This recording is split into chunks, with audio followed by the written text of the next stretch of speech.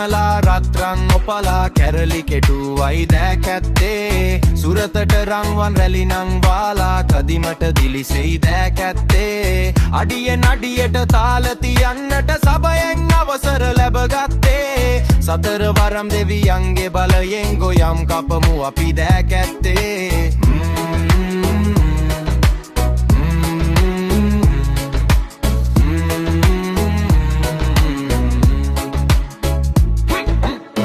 සඳ වටතරු පෑවූ විලසට පෙම්බර අංගනෝ බැසලා කුඹුරට රං කැති මාරුව තමමින් අහසට නංගිලා දුරු වෙනු අහුරෙන් අහුරට